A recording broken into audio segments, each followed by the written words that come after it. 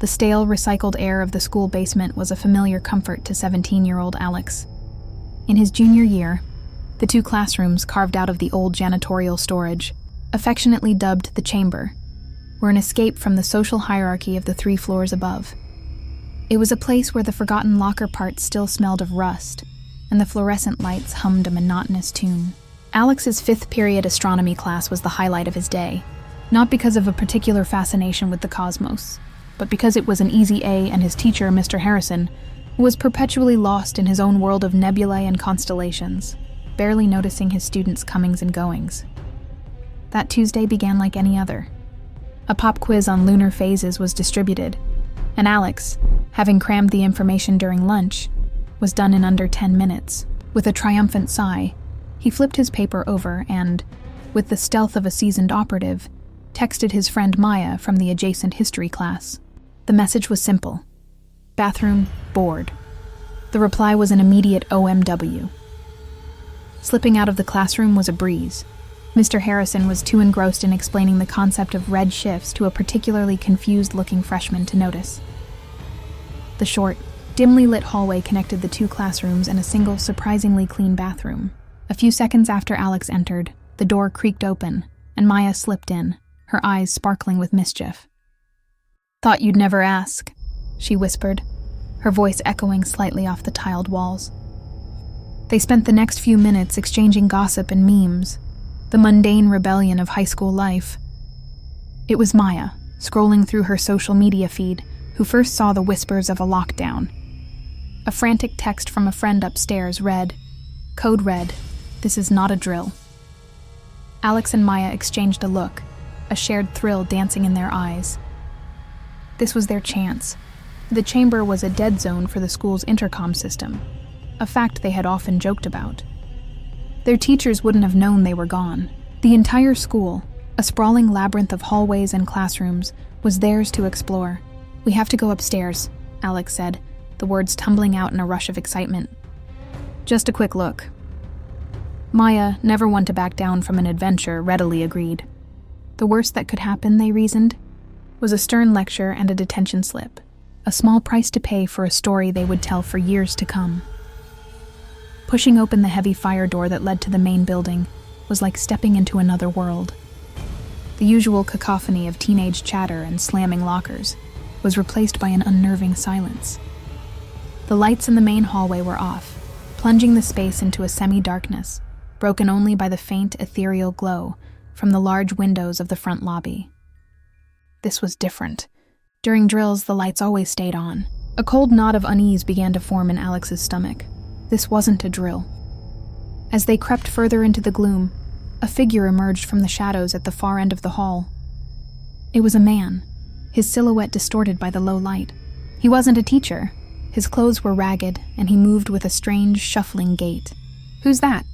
Maya whispered, her voice trembling slightly. As the man drew closer, his features became clearer.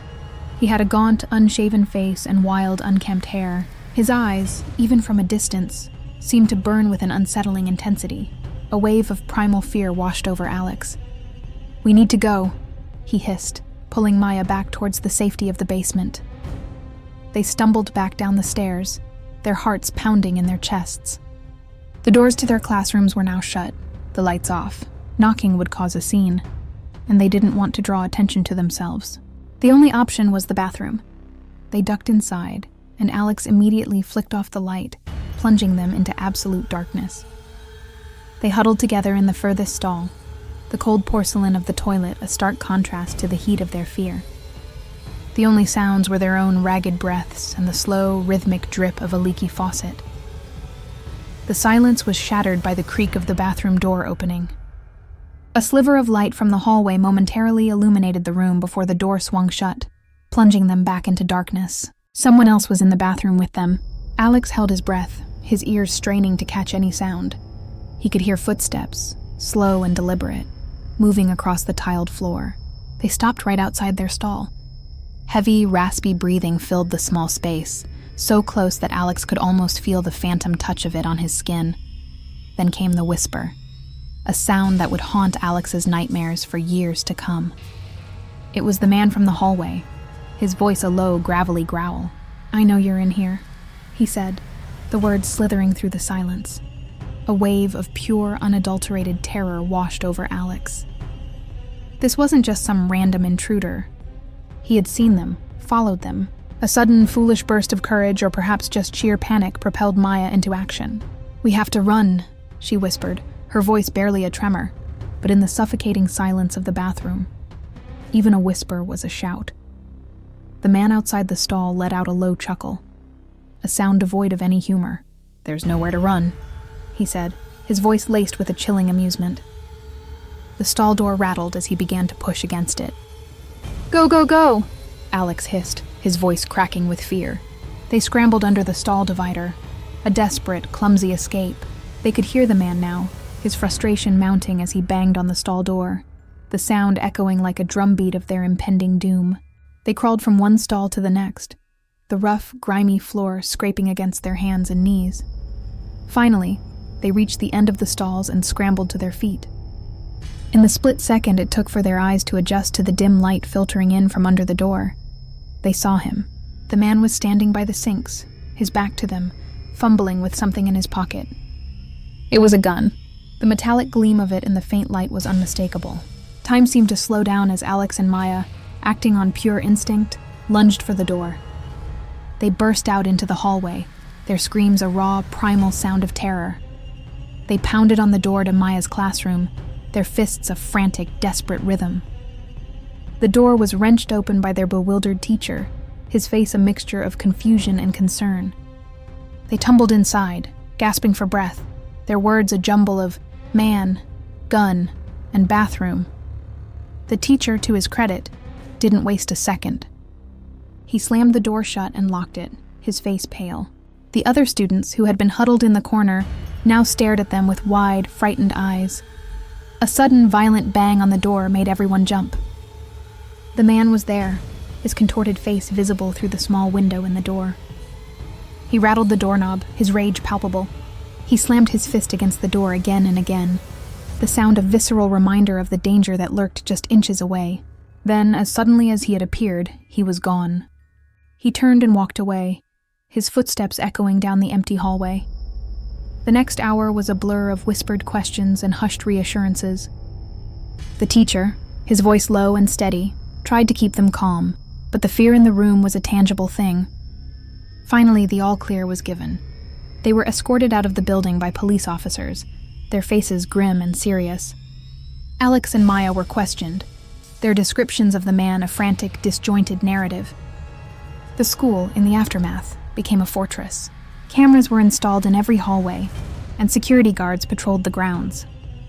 The media never picked up the story, and the police never announced an arrest. The man, it seemed, had simply vanished. But for Alex, he was never truly gone. He was in the shadows of every empty hallway, in the silence of every quiet room. He was the ghost in the machine of his high school memories, a constant, chilling reminder of the day the chamber, their sanctuary, had become a tomb. He was the man with the gun, the man with the gravelly voice, the man who had known they were there, and for some reason, had let them go. The question of why, of what his true intentions were, would be a scar on Alex's soul that would never fully heal. A question that would echo in the silent chambers of his mind for the rest of his life.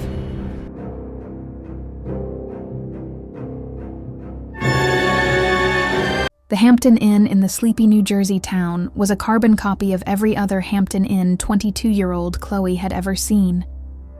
The beige walls, the generic corporate art, the faint, lingering smell of lemon-scented cleaner. It was all designed to be forgettable, a temporary home for a transient population. Chloe was there for a single night, a pit stop on her cross-country road trip, a solo journey of self-discovery before she surrendered to the crushing inevitability of graduate school. She had checked in late, the exhaustion of a 10-hour drive settling deep into her bones. All she wanted was a hot shower and a soft bed. She had just stepped out of the shower, a towel wrapped around her hair, when the alarm started. It wasn't the shrill, ear-splitting shriek of a fire alarm, but a lower, more rhythmic pulse, accompanied by a strobing white light from a small device in the corner of the ceiling. A calm, disembodied voice, a woman's voice, began to loop, the words strangely soothing despite their ominous message. For your safety, a lockdown has been initiated. Please remain in your rooms. Do not open your door for any reason. We will provide updates as they become available. Chloe's first reaction was not fear, but a weary annoyance. A lockdown? In a hotel? It seemed absurd. She peeked through the peephole, but the hallway was empty. The only movement, the faint flickering of the emergency lights.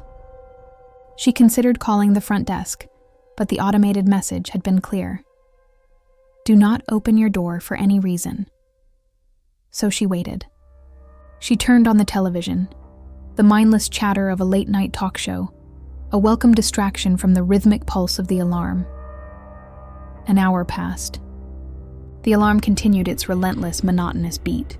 The strobing light was beginning to give Chloe a headache. She was just about to call the front desk, protocol be damned, when the phone on the nightstand rang. The sound was so unexpected that it made her jump. She picked it up, her voice a little shaky. Hello? It was a man's voice on the other end, low and urgent. This is the front desk, he said, his words clipped and hurried. We need you to evacuate your room immediately. Evacuate? Chloe asked, confused. But the message said to stay in our rooms. The message has been compromised, the man said, his voice dropping to a near whisper. There is an intruder on your floor. He has gained access to the hotel's PA system. A cold knot of fear tightened in Chloe's stomach. What do I do? She asked, her own voice now a whisper. Listen to me very carefully, the man said, his voice a lifeline in the growing sea of her panic. Do not open your door. He is in the hallway. He is going from room to room. He is looking for someone. Looking for who? Chloe asked, her heart pounding in her chest. We don't know, the man said, but he is armed. We have called the police, but they are still a few minutes out. You need to hide, now. The line went dead. Chloe stood in the middle of the room, the receiver still pressed to her ear, her mind reeling. The calm, disembodied voice of the alarm now sounded sinister, a siren song luring her into a false sense of security. She had to hide. But where? The room was small, offering few options. Under the bed was too obvious. The bathroom had no lock. That left the closet. It was a small walk-in closet with a louvered wooden door. She slipped inside, pulling the door shut behind her, leaving it open just a crack so she could see out. The darkness was suffocating, the air thick with the smell of stale cigarette smoke and cheap air freshener. She could hear her own heart, a frantic, desperate drumbeat against her ribs, and then she heard it. Footsteps in the hallway, slow and deliberate. They stopped outside her door. A keycard slid into the lock. The door clicked open. A man stepped into the room. He was tall and thin, dressed in a dark hooded sweatshirt that obscured his face. He moved with a predatory grace, his eyes scanning the room.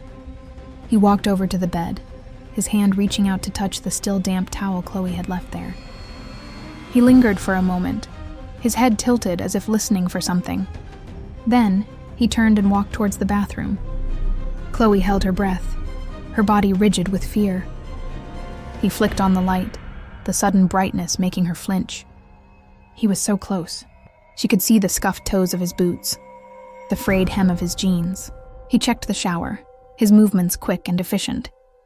Then, he turned and walked back into the main room. He stood in the center of the room, his back to the closet, for what felt like an eternity. Chloe prayed that he wouldn't see the tiny crack in the door, that he wouldn't hear the frantic, desperate pounding of her heart. He took a step towards the closet, and then another. He was going to find her. This was it. This was how she was going to die. Suddenly, a voice echoed through the room, not from the alarm, but from a walkie-talkie on the man's belt. The girl's not here, a voice crackled. The car is waiting. We have to go now. The man in the room hesitated for a moment, his gaze lingering on the closet door. Then he turned and walked out of the room, closing the door behind him.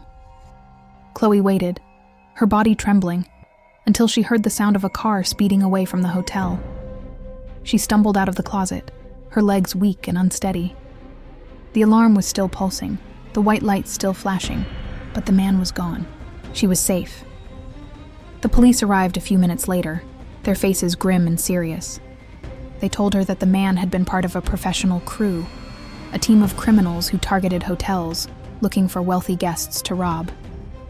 They had hacked into the hotel's security system, gaining access to the guest list, the keycard system, and the PA system. They had created a fake lockdown to keep the guests in their rooms, making them easy targets. Chloe was a random victim, her room chosen simply because it was at the end of the hall, offering an easy escape route. The man had been looking for jewelry, for cash, for anything of value. He had been so close, just inches away from her hiding place. The police offered to put her in a different room, a different hotel, but Chloe couldn't stay. The beige walls, the generic corporate art, the faint, lingering smell of lemon-scented cleaner. It was all tainted now, a constant reminder of the terror she had felt. She packed her bags, her hands still shaking, and checked out of the hotel. As she drove away, the first rays of dawn were breaking over the horizon. The world was waking up to a new day, but for Chloe, the darkness of the previous night would linger for a long time. The silent floor, the strobing light, the footsteps in the hallway, they were all etched into her memory, a permanent scar on her soul. Her journey of self-discovery had taken a detour into a nightmare, a chilling reminder that sometimes the most terrifying monsters are the ones you can't see, the ones who hide in plain sight, waiting for the perfect moment to strike.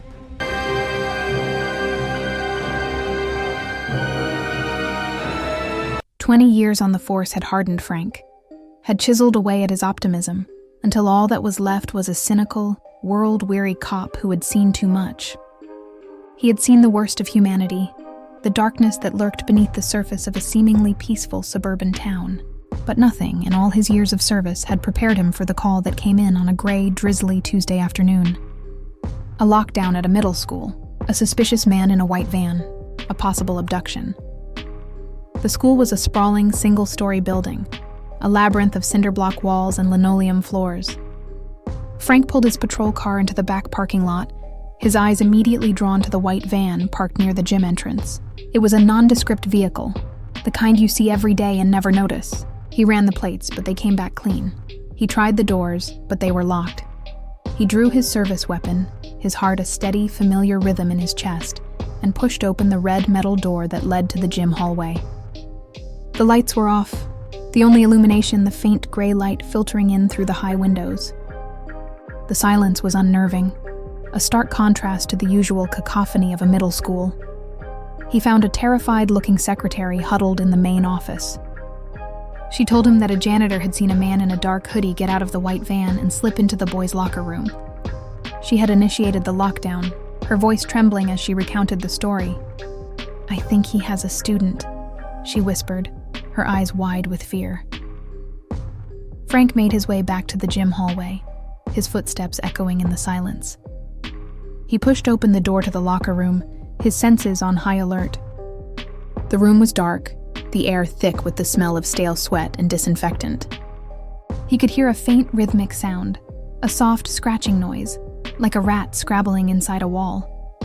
He unholstered his flashlight, its beam cutting a swath through the darkness. The scratching sound was coming from the far side of the room, from a row of tall metal lockers. He moved slowly, his gun held at the ready, his flashlight beam dancing across the lockers. The scratching stopped. "This is the police," he called out, his voice a low, steady command. "If there is anyone in here, make yourself known." A muffled cry for help came from one of the lockers. "I'm in here," a young voice said, his words choked with fear. "He locked me in." Frank's blood ran cold. He had a kid in a locker. He tried to pry the door open, but it was locked tight. He told the boy to hang on, that he would be right back. He ran back to the main office, his mind racing. He told the secretary to call the fire department, to get a bolt cutter, to get someone, anyone, who could get that locker open. He ran back outside, his heart pounding in his chest. The white van was gone. He had made a rookie mistake, a mistake that could cost a child his life. He hadn't secured the scene. He had let the suspect get away. He radioed for backup, his voice a strained, desperate plea. He gave a description of the van, of the man, of the situation. He was met with a chilling response. There were no other units available.